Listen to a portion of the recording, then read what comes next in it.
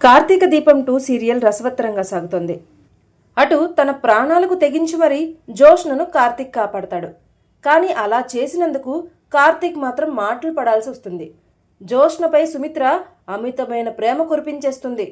మరి ఆ తర్వాత ఏం జరిగిందో తెలుసుకోవాలంటే వీడియో చివరి వరకు చూసేయండి. మరోవైపు ఆ వైరాకు శివనారాయణ ఆత్మగౌరవం ఏంటో చూపిస్తా, నువ్వు నా మనవడివి కదా, నీకు బుల్లెట్ తగిలితే నాకు బాధ ఉండదా, గాయానికి గాయమే సమాధానమని చేతిలో గన్తో వైరా దగ్గరకు వెళ్లేందుకు శివనారాయణ బయలుదేరతాడు.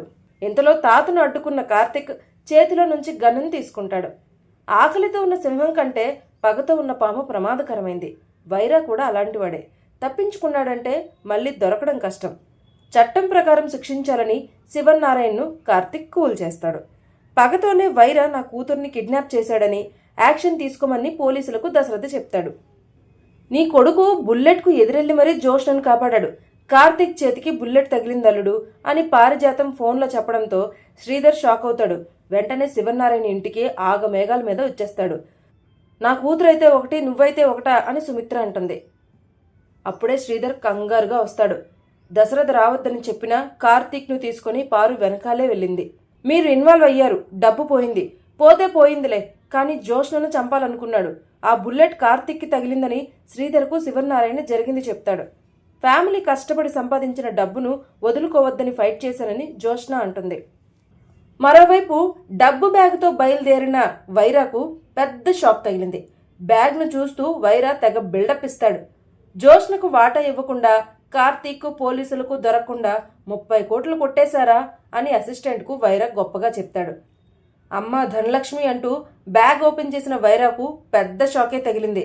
అందులో డబ్బులుండవు, ఇటుకలు మాత్రమే ఉంటాయి. నువ్వు దరిద్రుడివి అనేందుకు ఇంతకన్నా ఎగ్జాంపుల్ ఎక్కడుంటుంది బాస్ అని వైరా అసిస్టెంట్ నవ్వుతాడు.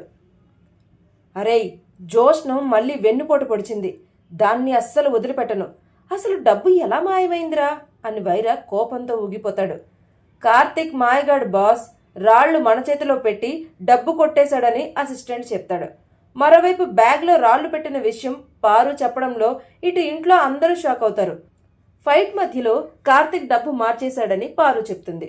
గోనె సంచిలో ఉన్న డబ్బును పారు ఇంట్లోకి తీసుకొస్తుంది. అది చూసి జోష్న షాక్ అయిపోతుంది. వైరాను నువ్వు గుర్తుపట్టాలి కదా జోష్న అని కార్తిక్ అడుగుతాడు.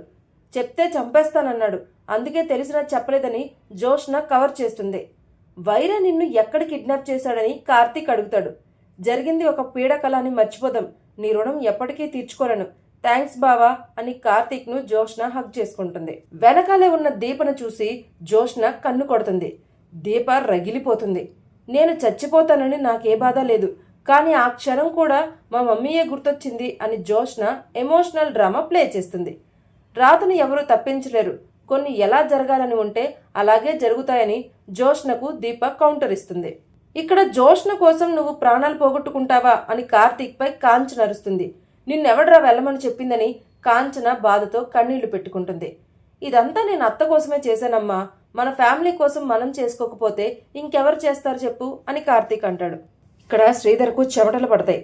దెబ్బ నాకు తగిలితే నొప్పి నీకొస్తుందేంటి మాస్టారు అని కార్తీక్ అడుగుతాడు. పారిజాతం అత్తయ్య ఫోన్ చేసి నీకు బుల్లెట్ తగిలిందని చెప్పగానే నిన్ను చూసే వరకు ఏం జరిగిందో నాకు అర్థం కాలేదురా, పిల్లల ముఖాల మీద నవ్వులు చూడాలనుకుంటాం కానీ గాయాలు కాదు, మరోసారి తొందరపాటు పనులు చేయనని మాటివ్వు అని శ్రీధర్ ఎమోషనల్ అవుతాడు. కార్తిక్ కూడా ఒట్టివేస్తాడు. ఇక ఇక్కడితో నేటి కార్తీక దీపం 2 సీరియల్ ఎపిసోడ్ ముగుస్తుంది.